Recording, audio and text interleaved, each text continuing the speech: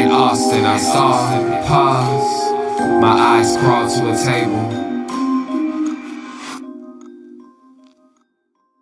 Paralyzed by pairwise dice, then attend to this heaven slice of an angel wrapped in skin. Throw dice and woes of life, love deprived, looking to revive. What's the meaning of life? One subjective paradise, crystal chandeliers, focus reflected off the mirrors appear quick, grinning from ear to ear, craving and raving in grain, rekindle the flame. Closer she draws near, stay there, remove your underwear, shove it somewhere over there. In paradise, we know our purpose. In paradise, we know what our worth is. In paradise, we manifest dreams.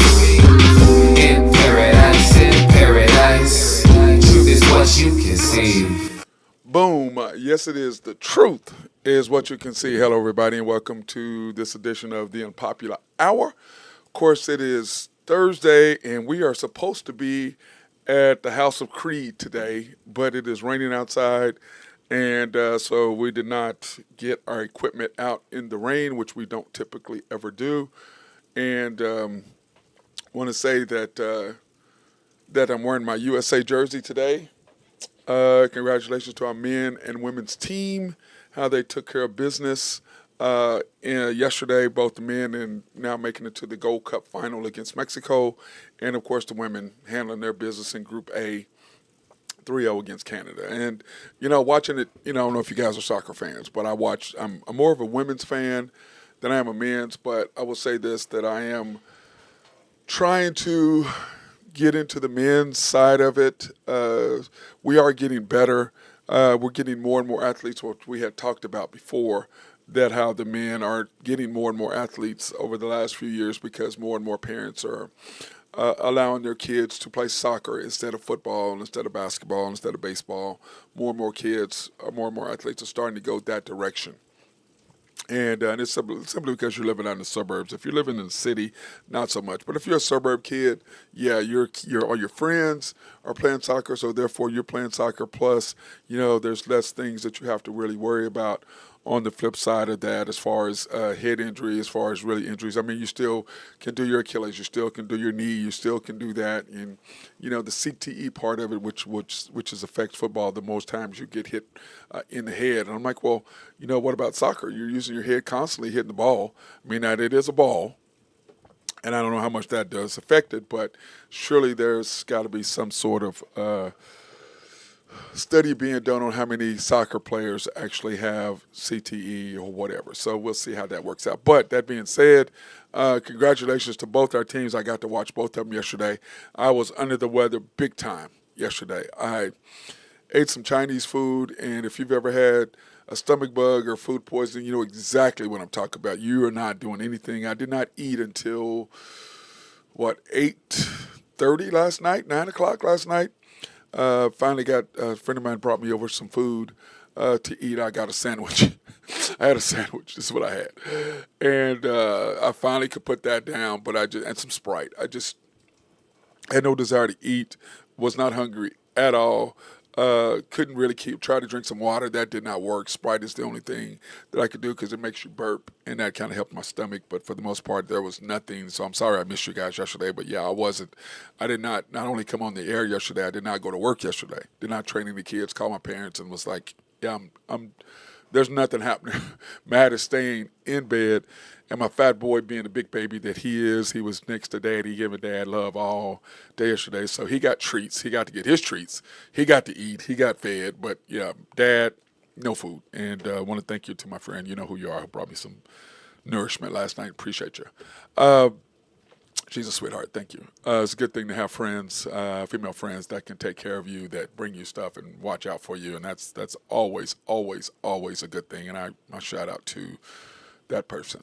Anyway, that being said, on the basketball side of it, the Thunder took care of business by getting A.J. Mitchell, but signing him. But, all I see really what the Thunder are doing by signing these guys is that you're by A.J. Mitchell, who I really like A.J. But the problem is with Topic coming, that's your point guard and your second group or your second and fourth quarter now.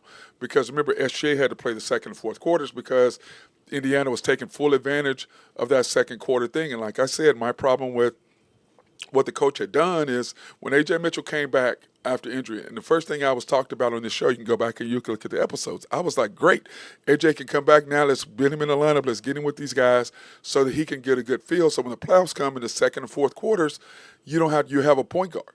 But no, he stayed with J-Dub, Ihart, Caruso, Wiggins, and Queso. Well, none of them are ball handlers. And somebody would say, well, Queso's is a point guard. No, he's not. He's not a point. He has no skill, no handling skill, no ball handling skills. That whole group, and I've been saying, getting A.J. Mitchell back, what that was going to do for the Thunder was give us a ball handler, somebody who could set up the offense. And what did Indiana Pacers do? As soon as that second quarter came, they went, bam, hit J-Dub full court, hit Queso full court, hit Wiggins. Whoever had the ball up, they were coming full court at him. You had no ball handler. And that's why I was saying, well, then you try to put A.J. Mitchell in there. Well, hell, it was too late then. You never incorporated him as soon as he got back in the lineup, which I said right before the end of the season, this is a perfect time. We're going to get him back. We're getting ready for the playoffs. That helps that second group. And he got punished because of it. And now, but the problem is now you have Topic. So, and we talked about this the other day with my guy, Nathan Taylor of YNB. I said part of where we are now is now you have Topic. So your 8 is solid right now. You have SGA, J-Dub, Chet, Dort, Ihart, Queso, Topic, and Caruso. That's your 8 now. You're solid with that solid 8. Then you got Wiggins at 9. You've got K-Rich at 10. You've got Jay Will at 11. And you've got A.J. Mitchell at 12. And then you've got Sorber who coming in, the big kid that we just drafted. You got him. You're not going to win back to back without making a change. We have to add to what we have. I mean, you look at last year or 2 years ago, and I'm going to start in the very beginning for those of you who are just now watching the channel or those people who say they're Thunder fans but hadn't been watching until we started winning. It's like all of a sudden these people are coming to games. Now all of a sudden, where the hell were you doing the year? You go to playoff games or you go to where? Where the hell were you all doing the year? Where were you last year? Where were you at the year before? Where were you the year before? You didn't want to go to games. Now it's popular. Everybody wants to go, and you got fans coming in. As we look at people like, man, I ain't never seen you before. Who are you coming to games? You coming to games now? It's funny. But that's good for the Thunder because what does that do? That brings ticket revenue. That brings sales. That brings more profitability to the place. But let's start. When we got SGA, when we traded Russell, traded Paul George, let's start back there. What ended up happening for the Thunder was he got a chance to play with Chris Paul, which I think sent SGA to another level. And if you'll go back and you'll listen to Doc Rivers did not want to get rid of SGA. He begged Kawhi, no, man, you just give him a year, dude. We want this kid. You don't want to get rid of this kid. You want this kid. But he wanted a veteran. He wanted Paul George. What did we get? 5, 6 first-round picks or whatever, plus SGA. Sam Presti fleeced them. Fleeced them. Presti fleeced them without question. So we got what we wanted. You got your point guard. And you got Lou Dort. And SGA got to play with arguably 2 of the best guards in the league. And what did that do? That developed him, but it's mainly Chris Paul mentoring SGA. This is 2020 in the bubble. I mean, I don't know if you remember the bubble, but we got beat by Houston, I think, in 7 games. And I could have swore we were going to beat them, but we just weren't ready yet. You just, with Gallinari and Schroeder and Chris Paul and SGA, we just weren't ready. And Dort, we just weren't ready. Remember, Dort was strictly defense then. He was not scoring. Then the next year, what happens? We get Josh Giddey in the draft. And we're not going to talk about who else we got that no longer on our teams. But we got Josh Giddey. And then you got K-Rich in there. And you could just see this team develop. You could see, what did we win? We won by playing great defense and SGA closing the door. And you could see then all of a sudden teams at the end of the year were like, okay, we started winning. Like, oh, okay, let's double team SGA. And then we would kick it to Josh Giddey at the free throw line. And he would just make teams pay. He would punish teams for trying to double team SGA. And what that meant for the Thunder was something really, really simple.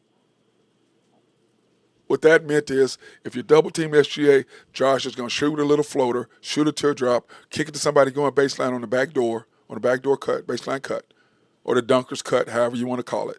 Or he's going to hit somebody for a wide open three. So you can see that the Thunder just went boom. Then what do you add? J-Dub, Chet, J-Will the next year. And all of a sudden, J-Will and Chet, J-Will and J-Dub, you could just see that Chet, remember, he got hurt. Sat out that whole year. You could just see we went from supposed to be win 23 games. I said we were going to win 20. We were going to win 40. Everybody told me I was crazy. What did we win? 40 games. Just like I said. Just like I predicted. All these Thunder people, knowledgeable people, you don't know what the hell you're talking about. All these people call me a Thunder hater and all this nonsense. It's a bunch of bull. You may not like what I'm saying, but I'm telling you the truth and you don't want to hear it. That's why you don't like what I am saying. We win 40 games. Then all of a sudden, boom, we get queso. Chet comes back. We go from 40 to 57. What happened? We got our squad. We got to look at what we had. But what were we missing from what I said the 2 years before that? We needed outside shooting. We need perimeter defense, and we needed inside presence. And what Queso and Dort, what that brought us is, and SJ playing out front and J-Dub, what that brought us is perimeter defense got better. Inside presence was okay, but all we had was Chet and J-Will. We had really no inside presence, and we knew that we needed to upgrade that because Chet's just not big enough physically to withstand, the Jokic's and people like that would just push him around. Then, boom, what did Sam Presti do?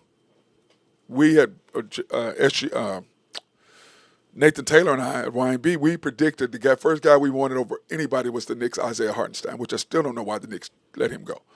But we were like, that's who we want. That was our number one guy. Or go somebody get somebody in the draft. But he was our number one pick. We grab him. And all this time, you can see SGA just getting better and better and better. Then all of a sudden, this is his second straight year. Last year was his second year of doing 30 and shooting 50. Only Michael Jordan had done it more than once. SGA did it twice. Then this year, when you grab iHeart, then all of a sudden, Josh Giddey, the trouble he got in, and Oklahoma City, high character guys, you're getting in trouble here, you're gone. So they do Josh a favor by trading Josh, and then what do we get? Caruso, somebody that the Bulls really didn't want. And all of a sudden, what happens then? Now you go from one of the best shooting teams to the best defensive perimeter team in the league and the best inside presence team in the league. So the things that I said we needed to fix, outside shooting, which we got better. We were, 11th or whatever out of 30 teams. Perimeter defense, we were number one. Inside presence, we were number one. So the three things we needed to fix, we fixed. Sam Presti fixed. So that's what ended up happening. Hey, Angel, what's up? What's going on? How you doing? How's Florida? Good, I'm sure. Anyway, so that's what ended up happening. And then the Thunder go to 68 wins. Because the things that I had been talking about, because I had been watching us, see, this is it. When you watch us from the time we were terrible, when it was me and my guy, the commander, Randy Wright from YNB, my guy, Mark Long from SRB, they've been supporting me from the very beginning. Why? Because we were the only ones at the damn games. There weren't people, all these people all at the games. Y'all weren't there. The people weren't there. They weren't there, so they didn't want anything to do with the Thunder. And we were just sitting there excited going, I can't remember, name the number of times the commander and I sit there go, oh man, we got something going on here. Mark Long, we're all sitting there going, man, we got a team here. We're gonna be pretty good. This was 3 years ago. We're gonna be good. That's when I first started doing the show. You could just see the development of the team. And then with Queso, and then with the Chet coming, you just all of a sudden we went boom. And then when you do this last piece, which was iHeart and Caruso, championship. Now, like I said, you have a 5-year window as far as championship runs are concerned. You have a 5-year window. I thought we were in year one myself, but I got talked into saying, no, Matt, what about last year? We were in number one seed. I go, yeah, even though to me I thought we would go maybe to the finals or to the conference finals. I didn't think we were going to win the chip last year. I just didn't. This year, on the other hand, I thought we were going to completely learn from our mistakes and we would be ready. Pissed off the fact that we got out-coached, and got beat by a Dallas team. So I knew this year was going to be completely different. And you could just see right from the beginning of the year, we were a different mentality-laden team. You could just see it. And I got tired of all these people talking about, oh, we're so young. And I'm like, okay, when the year one, after we got rid of Chris Paul and them, how did we win, like I said, at the end of the year with Josh getting into SGA? We played great defense. SGA closed the door. We won 20-something games. The next year, we came out.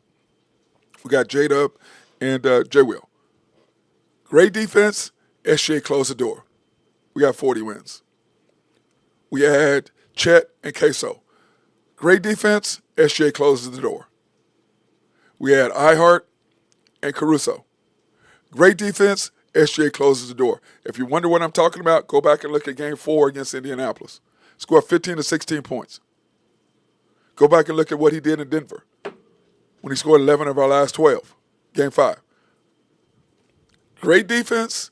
SGA closes the door. That's how we were winning from 4 years ago when we got rid of Chris Paul. Great defense. SGA closes the door. And had people been watching the Thunder play like they say they have, all these shows and all this stuff, then you would have known great defense. SGA closes the door. And then once we fixed the inside presence with iHeart, and then we added Caruso, that was the end of all nonsense right there. Great defense. SGA closes the door. So then we win the chip. What's up, Burgess? What's up, Burgess? What's the Summer League schedule? We play Saturday, Monday, Tuesday. We play the Grizzlies on Saturday. Here, I'll pull the schedule up for you so you can see what I'm saying. We pull the schedule. Let me see. We play the Jazz. Well, we say the Sixers on Monday and the Jazz on Tuesday. Let me see. Here it is. Here's the Thunder schedule right here for you. This is for you, Burgess. How you doing, by the way? The Grizzlies, July 5th. Sixers, July 7th. Jazz, July 8th. The first two games will be on ESPNU, and then the Jazz will be on NBA TV. So if you haven't gotten any of those, then I say that. Hey, what's up? What's up, John? How you doing? But anyway, that's what's coming up. So now, bleeding into this year, we have Topic. What was our biggest issue? Second and fourth quarters, once A.J. Mitchell got hurt. Now with Topic, what does that do for next year? What that does is that leads you to where we are. But here's the Summer League schedule, guys, right here. But anyway, so that's where we are now as a group.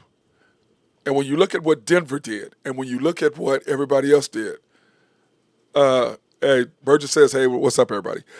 So that's when you look at what happened. That's what Denver did. They said, oh, no, we had Oklahoma City on the ropes. But let me explain something to you, Nuggets fans. You had us on the ropes because we gave you game one. We gave you game one. The coach learned his lesson after that. We gave you game one. We don't give you game one, we beat you in 5. Indianapolis Pacers, we don't give you game one, we beat you in 5, which is how it should have been. But once again, our coach is in a learning process as well, just like our team. So that had a lot to do with it. But don't act like y'all are all of that. Now, what did they do? The Denver Nuggets got better, 100%. Adding what they added. Somebody that we wanted. We wanted Johnson. They ended up getting him. And what's sad is if the Nets hadn't been so greedy, they would have got more from us than they got from Denver. Michael Porter Jr., okay, he's hurt all the time. He can shoot, but he ain't Johnson. So when you look at the Thunder and where we've developed and where we're at this coming up this year, let's talk about that.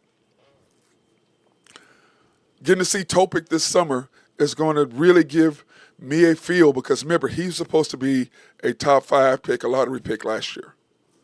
And we got him, 12 or 14 or whatever we got him last year.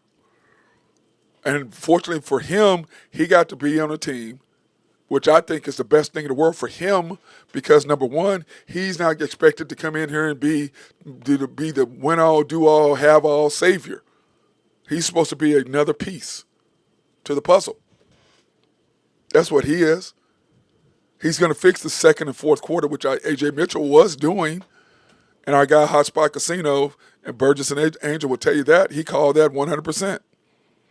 So that's what Topic's going to be. But I'm excited to see what Topic is going to do. Is he the guy that we think he's going to be?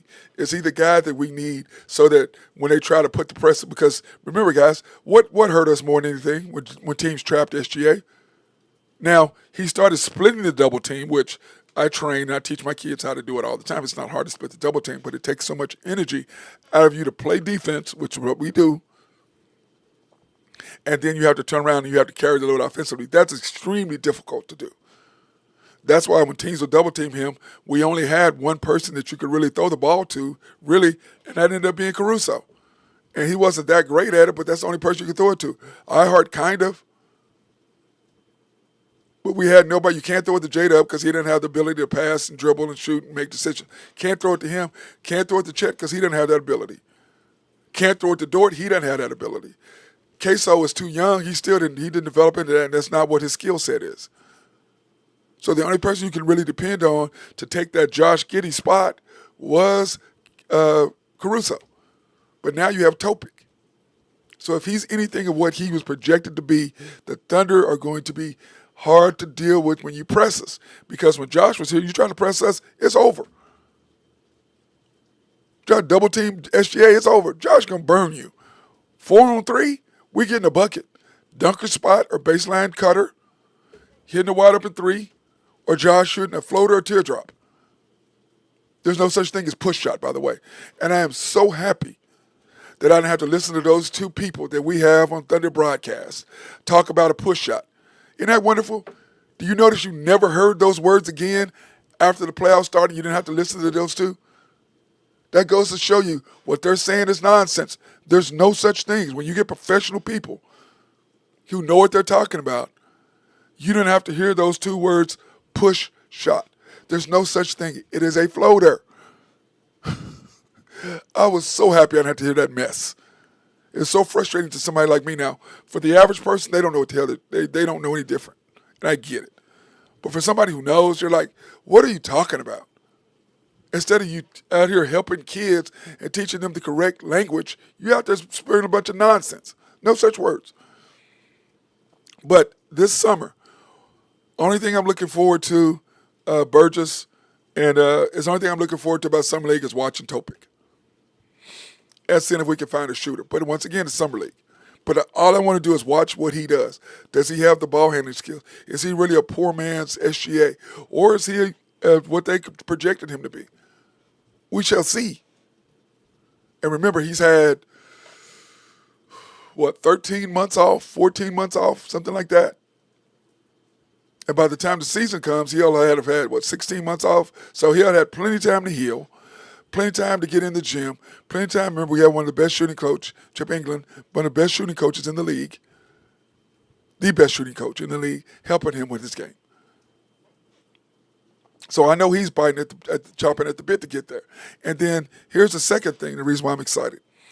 Remember when I said, if you guys have been with me at the show, when Chet got hurt, I said the best thing in the world for Chet that whole year was to sit there and watch how he could fit into the team. Seeing the weaknesses, seeing the strengths, seeing how he could slide in and how he could help. That's what I was excited for Chet. Topic, same thing. He could see, this is where I can fit. I can fit here. I can fit there. I can do this. I can do that. Best thing in the world I got excited about was that simple thing, was Topic. I was pumped up about it. Still am. So when I look at this team and I look at where we can be, I look at where we're going to be at, it's going to be based on what this guy is able to do starting this summer, starting on Saturday. Saturday, Tuesday, Saturday, Monday, Wednesday. Saturday, Monday, Tuesday.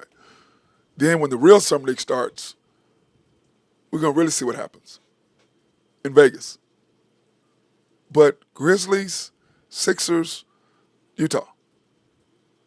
I'm excited to see how that progresses and see how that works. I'm excited how that's going to play out. Be able to watch him, seeing what he really is, because watching European stuff, that doesn't do anything for me. What are you over here about? And like Wemby said, the European game is way more physical than the NBA.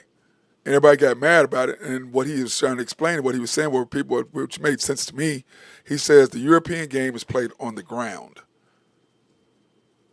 The NBA is played in the air, which is what he was talking about, the physicality of it. Now, the physicality of it comes into play in the playoffs, which I love because the playoffs is back when reminded me of when I played. If you don't know how to get yourself open, if you don't have the skill set to get open, you ain't getting open. That's why James Harden struggles during the playoffs. So when I look at our team and I look at where we're going to be and I look at where we can be, this summer I'm excited about it. So are you, Burgess? I'm excited about it, what's going to happen. And I'm excited about where we're going to be. Now, all of that being said is, what do we need to do to get better? And everybody says, stay the way you are. You can't stay the way you are. You can't. Everybody knows what your weakness is, how you're going to do things. Now, we do have Topic, like I said. We'll see how sober it's going to be like when he starts playing this summer. I want to see him in which he's not going to play, I don't believe. I think he said he wasn't that we were going to play him. Our big guy that we just drafted from Georgetown.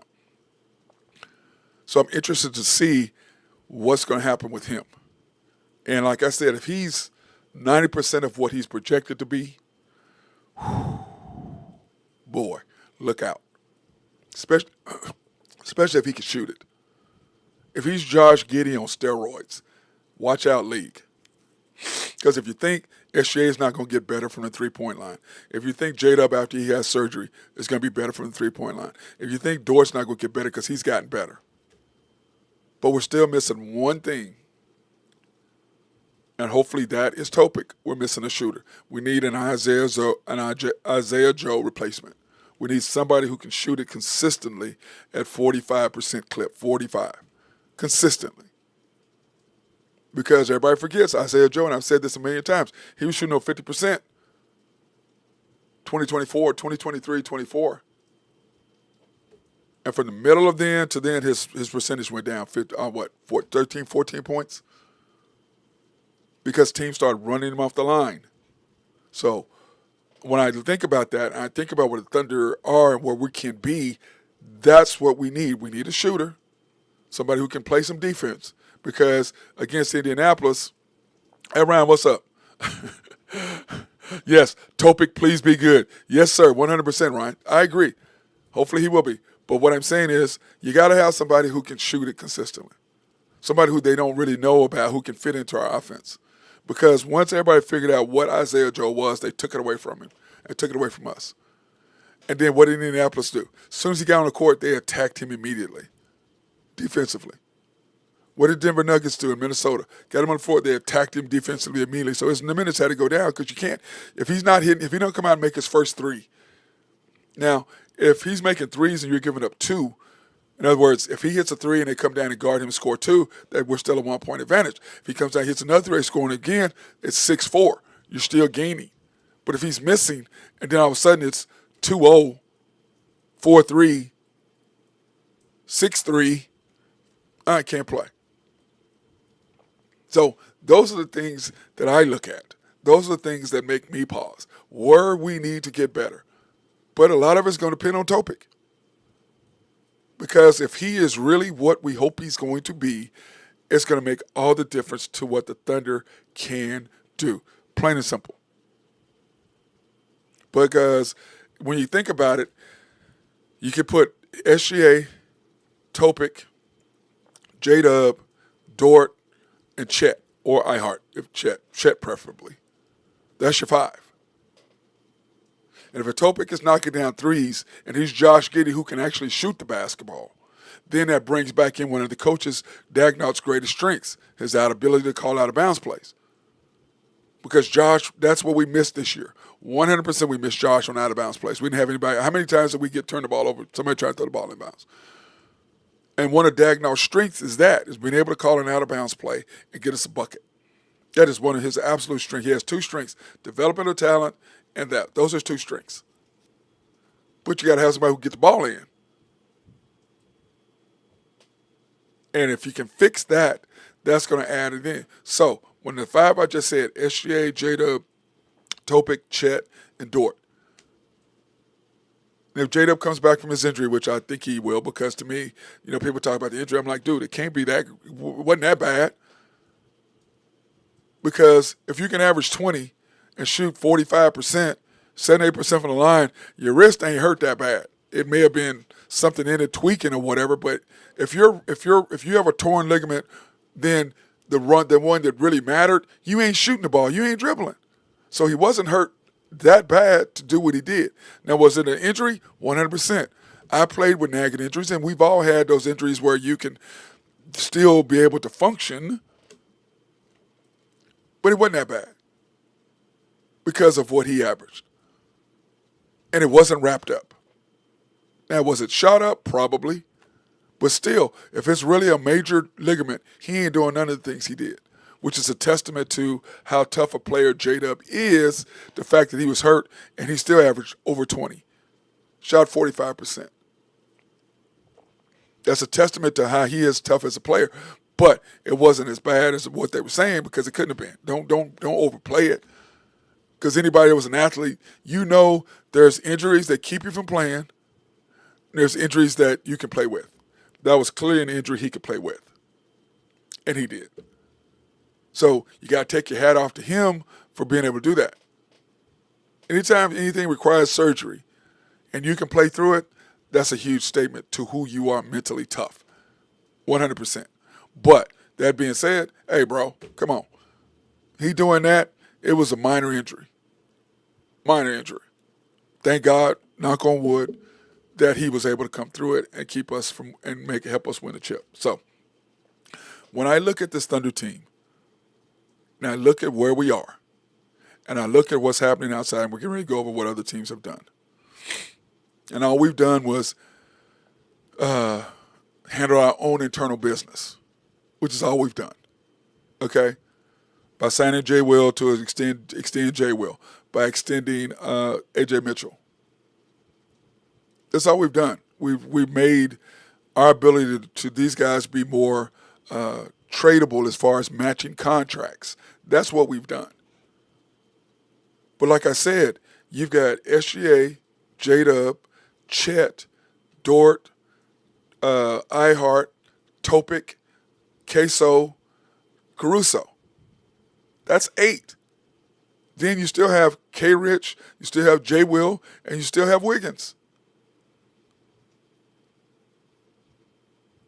And you still have Isaiah Joe. That's 12. Come on now. That's solid. But you're really only playing 8 or 9, and that's where it's at. Let's take a quick break. Thank our sponsors. SRB, if you have needs for engineering, surveying, or planning, hit those guys up. They'd love to be able to take care of you. Excuse me.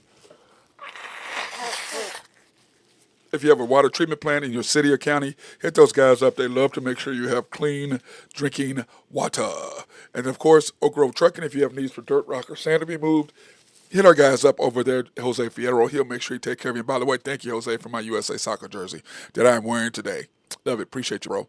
And then, of course, YNB, family owned and operated since 1912.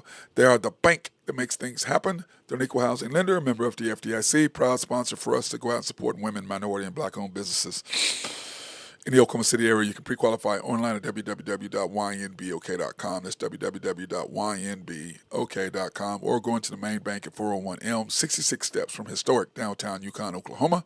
YB East was off the Parkway in 66. 39th Expressway, YB Mustang, 218 North Mustang Road, YB Parkway, which is off Garth Brooks, and I-40, just south of I-40, right in front of the hospital, can't miss it. YB Peoples, located on 23rd and Bethany between Rockwell and MacArthur. And then the House of Creed, handcrafted since 1760, which is where we're supposed to be today, right now. And of course, it's raining, and I do not take my equipment out in the rain, so I'm really sad about that. Even though my boy Ace is not unhappy that I'm here, he's laying right here looking at me, looking for some treats. Shocking. This my fat boy. He's a beast. But as they always said, Matt, remember, pick the best for your best, and I agree. So if you got a girlfriend or significant other, go in and get her some Creed perfume. It just smells so good, I promise you. It's delicious. Or if you're a woman, you've got a guy, a significant other, go get him some cologne. He'd love it as well. So that being said, let's get back to the Thunder.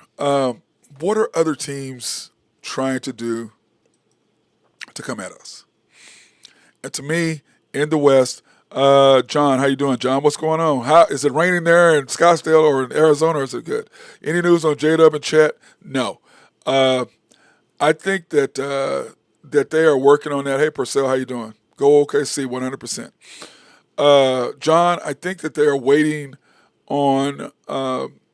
I think it was it Nathan Taylor said they were trying to sign somebody else first to try to close that gap so they can, because you already know what we're going to do with J-Dub and Chet. In fact, let's just go ahead and look at that instead of this. Look at that. Okay, guys, let me pull this up. Let me pull this up real quick, guys, okay? To answer your John, and we'll go back to the Houston Rockets and the Nuggets. To answer your deal, here's the values right now, John. J-Dub, $246 million 5 years. Chet, $247 5 years.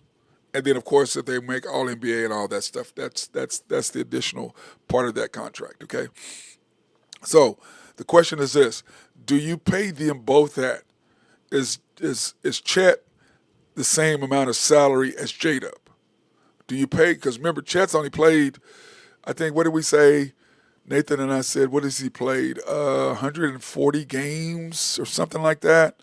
So that's kind of what we're. John, it rained last night, but now it's humid. I bet it's smoking there. But anyways, so this is what you signed. So the question that Thunder have is, do we pay J-Dub and Chet the same? Is Chet worth more money than J-Dub? I don't believe he is, because remember, he missed his rookie year, and he missed how many games this year? 50.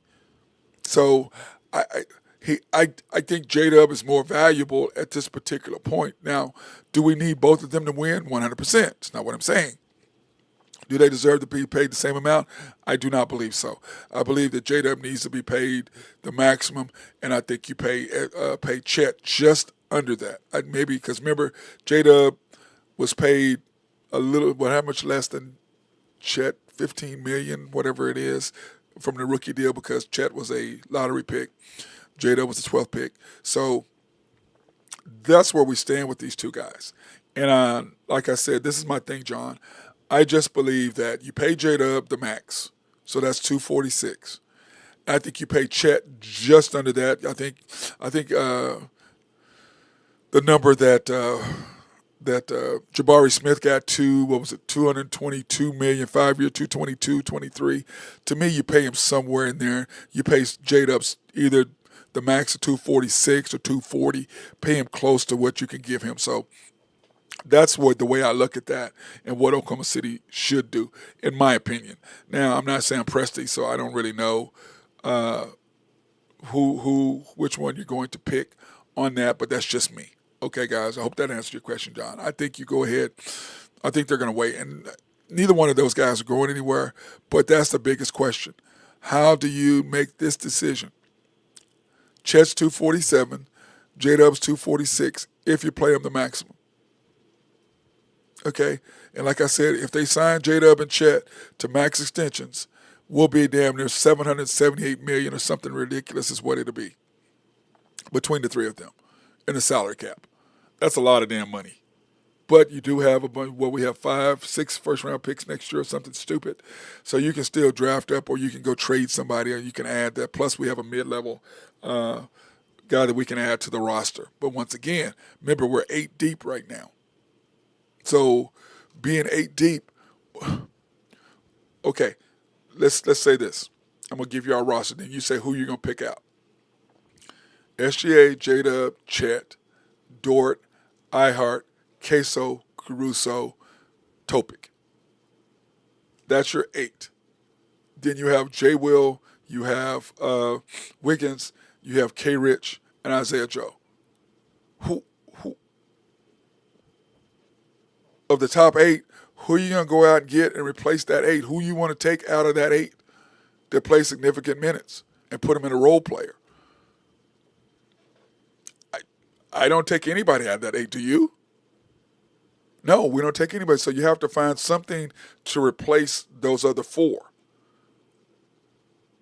So do you trade those three of those or two of those, three of those, however you want to do it, some picks, and go get that mid-level that doesn't count against the cap? Do you go get that guy? The problem is all the shooters that you want that were free agents are gone. So you have to go trade somebody, and you got to go to the East to get anybody. So that lies in what the Thunder do. And then Purcell, as far as my favorite football team, it's the USA Women's. Get on my jersey. USA Women's Soccer team is my favorite team, and then I'm growing, getting closer to the men's team simply because they got all these new guys who I don't know who they are, but I love the way they play. I love their speed, and I just love their growth of the men's soccer team. But USA Women's Soccer is my favorite women's team. If I have to go men's, other than the USA, I would say it'd probably be France. I'm a huge Mbappe fan, so I would say France probably would be my favorite overall World Cup team. And when they get here in 2026, remember Dallas, Houston, and Kansas City. So I'm gonna go. Hopefully, one of them. I like to see Portugal too, because I would like to see them. I would like to see that too. I would like to see Portugal play. I don't mind watching Brazil play either, but we're one of those teams. I want to go to one of those locations to see those teams. Okay. So anyway, that's my favorite football team. Now, Brazil, as far as OKC wins the NBA Finals next year, as we're discussing, that's our 8. So what do we do to add to that to make sure we win? That's the $1 million question. What are you doing, baby? Here, leave me alone. Here. Here. There. Now he'll leave me alone for a minute. Give him a treat. That's our 8. But we do need a shooter. And Sorbo, a big kid that we just drafted. The question is, what do we do with him? He's a project. He's going to be something that's going to take us a minute to really get him to where he needs to be with us. So we'll see how he develops into something. But remember, we have iHeart. We have everybody under contract already. And when you look at our contract thing, here's my question. Here's my question, guys. This is where I struggle with us. Here's our salary picture, and this is for everybody, so you guys can see what I'm talking about. This is where I struggle. Okay. 2027 SGA gets a new contract. That's when his will kick in. iHeart's last year, remember, 2025-26. 2024-25, this year was his first year. 25-26 is his second year. 26-27 is his third year, which we have the team option on. SGA has a team option after his next deal. So we have the option. Dort is coming up. What are you going to do with Dort? Do you keep Dort? Do you get rid of Dort? Caruso, he's already extended, so we're going to keep him for the next few years, and he'll be 34-ish, so we can let him go. Okay. Do you keep Dort? And then when you look at Chet and J-Dub, they're going to be able to sign through. So we're going to have them through 2027. So 2 years is where the Thunder are going to have to make a decision on what we do. This year is 25-26 coming up. 26-27 is going to be that first year where everything's going to hit the fan that year. 27-28, that's when we have to pay everybody. That's when SGA's new contract kicks in, Chet's contract kicks in, J-Dub's contract kicks in. You can see Dort's contract kicks in. I don't believe we'll keep iHeart, but not if we do, it'll be for a cheaper amount of money. Kayson's contract will kick in, and so those contracts are the ones you're going to kick in. SGA's new deal, Chet's new deal, J-Dub's new deal, Kayson's new deal, Dort, if you're going to keep that. So if you're going to keep your 5, and then you have to worry about Topic the year after that. So if you're going to keep your 5, all those contracts kick in at the end of the 27 year. The Thunder are going to have to make decisions then. Do we get into the apron or do we not? Okay, so this is where Sam Presti, I think, has the advantage right now. Because of the simple fact that you've got, remember we said a 5-year window. This is year 2 of that 5-year window. Year 3 is next year, which will be 26, 27, which is where, 25, 26 is next year. this upcoming year. That'll be year 3. 22, 26, 27 will be year 4. That's when everything hits the fan. And you're after year 4. Do you stay in the luxury tax? What do you do? Here are the salaries right there. You have to make a decision on what you're going to do. The only ones you know you're going to keep is SGA, J-Dub, and Chet. And I think you still got to keep Dort because of the simple fact of what he's meant to the team. And if he hasn't diminished defensively, then you got to keep him. So to me, instead of your big 3, I think you got to keep Dort as that 4th. You have to add him in there. Now, excuse me, is he the 4th as in the 4th? Yes. So you know you're keeping SGA, you know you're keeping J-Dub, you know you're keeping Chet. And you got Dort. And then depending on what we see this summer with Topic will depend on if that's your 5. So what do you do at that point? Those are the questions that only Sam Presti knows, but I can promise you, and I saw this this thing on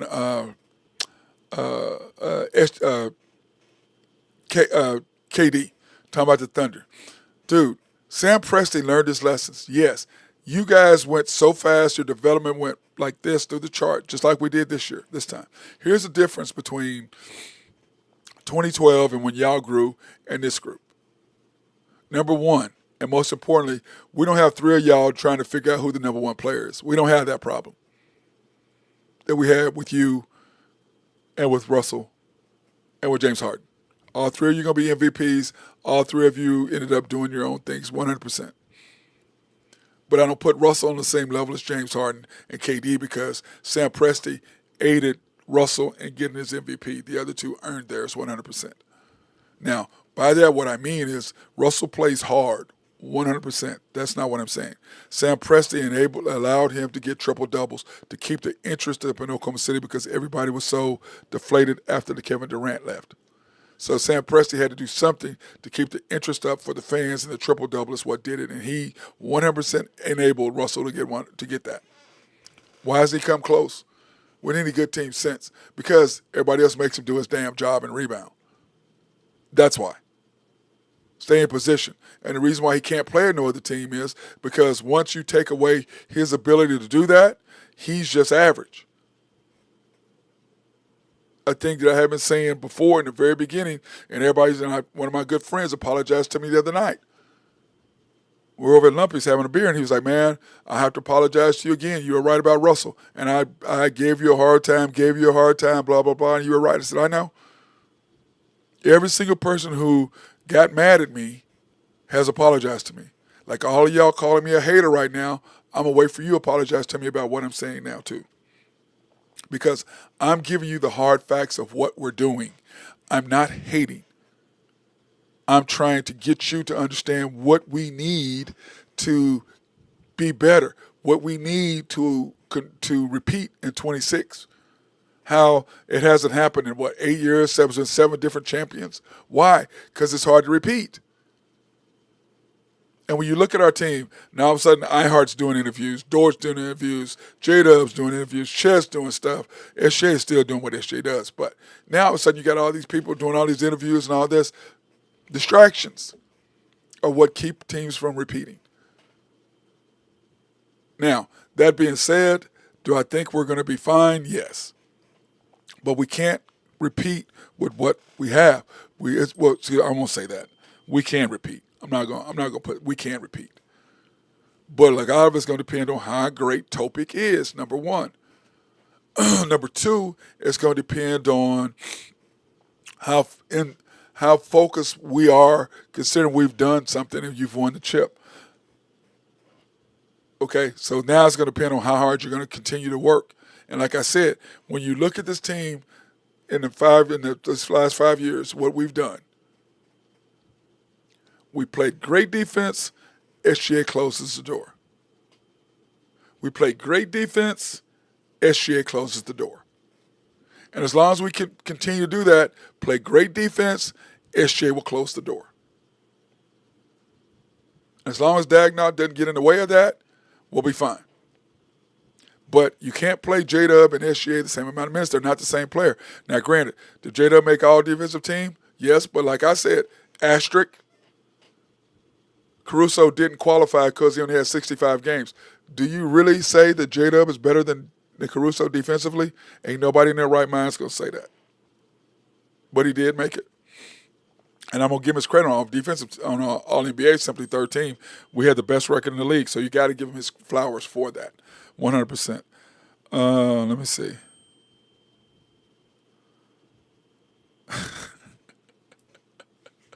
The commander, he just wears me out with that. Yeah, we do. I need some YB waters. Where's my case of YB waters? Do I need to come out and pick it up? Do I need to come out and get my case of YB waters? Is that what you're saying? But anyway, that's where the Thunder is sitting. Now, let's get back to who are our biggest threats. And even Dort said it, that the biggest threat to him was who? The biggest threat to Dort was the Denver Nuggets. Why? Because of the simple fact that they had Jokic, and he's a monster. And let's give credit to Dagnall by putting Caruso on him in the final Game 7. They didn't know how to handle that. So let's talk about that. Let's talk about how, we'll put, even though they're second on the screen, let's talk about how tough that decision was. Cam Johnson, who we wanted, who I think we'd have run through the league if we'd have got Cam. Bruce Brown, bringing Bruce Brown back, they should have never let him go in the first damn place. And then Valanciunas, who my guy Nathan Taylor loves Valanciunas. He's going to come back and he just kills us. So now you got two big bruising centers for the Denver Nuggets. So when Jokic is off the floor, they're just going to beat the hell out of you. They just are. They're going to beat you up. And then Cam Johnson's still way more athletic. He plays defense, and he can still score, unlike Michael Porter, who's one-dimensional. And then Bruce Brown plays great defense, which they need. And then you look at the Rockets with KD, Dorian Finney-Smith, re-signing Steven Adams, Clint Capella. And Capella, what he brings to them, he brings the ability to block shots. Steven Adams, offensive rebounds to give them more cracks at the basket. KD, the best pure all-three-level shooter in the history of the NBA. And then Dorian Finney-Smith, who plays great defense on the wing and who can knock down threes. And they have a great coach. So these are the two biggest threats to me in the West. Now, do I look at what Minnesota? We could talk about Minnesota. But what Minnesota did by getting rid of who they got rid of, I'm sorry, Nickeil Alexander Walker, they can't pay everybody because they got to keep McDaniel. I get that. But I think Minnesota has depleted a little bit. Now they got Randall back and they're going to do that. But they're not the same. They paid Nas. So they're going to be okay, but they're not the threat to me that they were. They went back-to-back Western Conference Finals. Got beat in 5, I think, in both of them. So when I look at these teams and I look at Houston, they scare me just like I said last year. And Nathan was giving me a hard time about it. I said, bro, the Rockets you got to watch out for those damn Rockets. Oh, man, it's the Rockets. I said, man, you got to watch out for the Rockets, I'm telling you. We had to watch out for the Rockets because they were coming. And when you look at the Thunder and where we are and what we have to offer and what the opportunity for us to get a W, it's going to be hard to go back-to-back. That's why it hadn't been done in 7 years. But we have the team, and we have the ability to do it. What's Commander saying? See, this is what he does, guys. See what he does? He texts me instead of coming on YouTube and putting it on YouTube so where y'all can see it. He sends me this crazy stuff.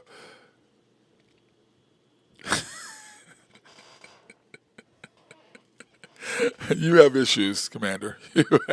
I worry about him. I really do. He has issues. But anyway, so that's where we are. Okay, guys? And I'm excited about Topic.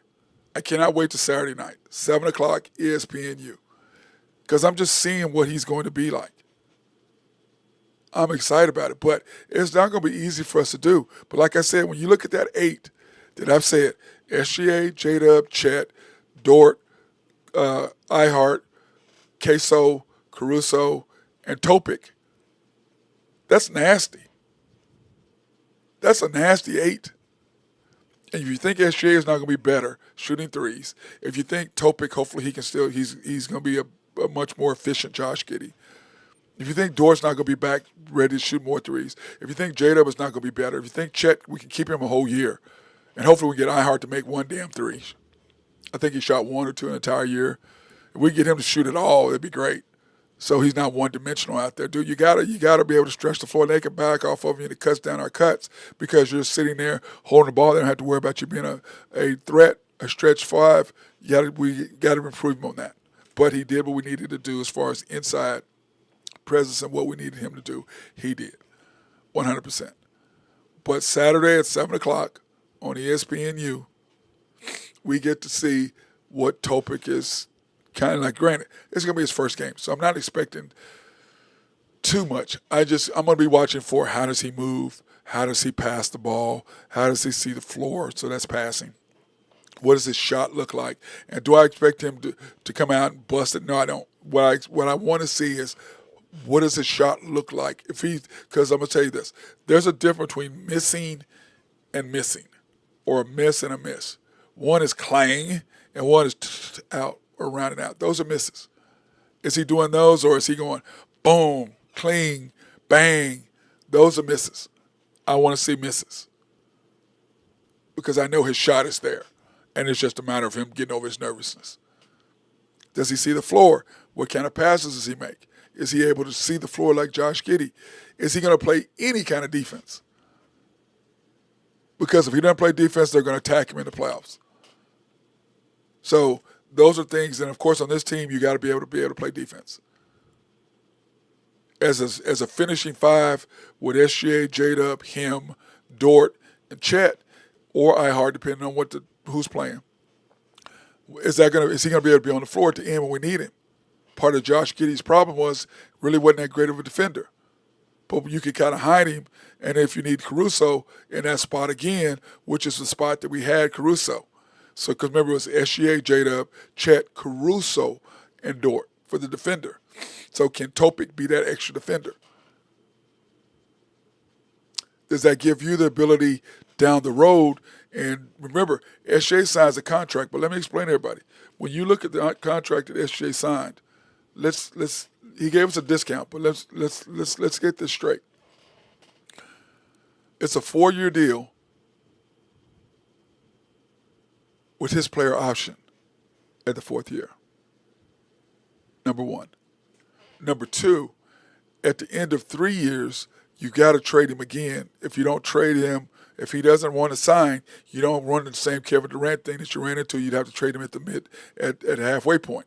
And you really can't do that if you're trying to win another chip and you're winning and you're number 1 seed. You can't trade him again then because that's crazy because you're going to lose the opportunity to go to win another chip. So if he doesn't sign after that 3rd year, then you're going to know. And remember, after 10 years, you get the franchise exception where you get to pay your franchise player after 10 years more money. So he did that on purpose to force Oklahoma City's hands, number 1. So those are things we got to worry about down the future. But right now, it's about 25-26. And can we go back-to-back and be the first team to do that? Now, if we do that, I think that makes SGA the greatest Thunder player. The only one at that point that would deserve a statue. I don't believe Russell deserves a statue at all. I think KD, what they did was great. KD is our best Thunder player ever. The most skilled Thunder player has been him, 100%. But the best Thunder player, he would have taken Russell, and Russell don't deserve a chip or deserve a statue. He didn't bring us a chip.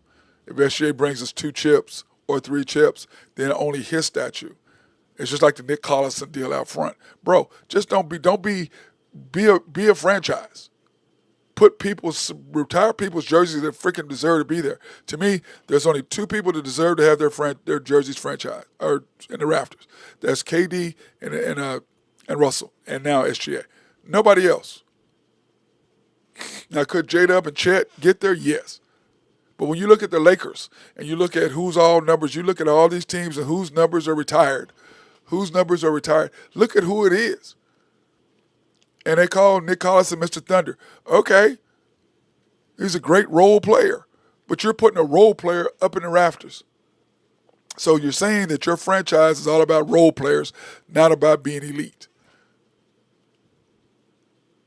There should only be one statue, and that's if SJ wins another chip. Or if he doesn't, still, he is the best Thunder player ever because he brought us home something that Russell didn't do, Kevin didn't do. And you look at anybody else with a statue in front of the arena, what did they bring their team? They brought the team a championship. If you don't bring a team a championship, your ass don't belong out front. You don't belong there if you didn't bring home a chip. Sorry. You didn't bring me home what I needed, the hardware. You didn't bring it. So therefore, I'm not giving it to you. So enough of my gruding, enough of my BS. Once again, congratulations. Got my jersey on. To the USA men's and women's yesterday. Great soccer. While I was sick in bed, got to enjoy both of those matches yesterday. And remember, take care of yourself tonight. Stay out of trouble. Stay dry. Peace out. And Thunder up 2020.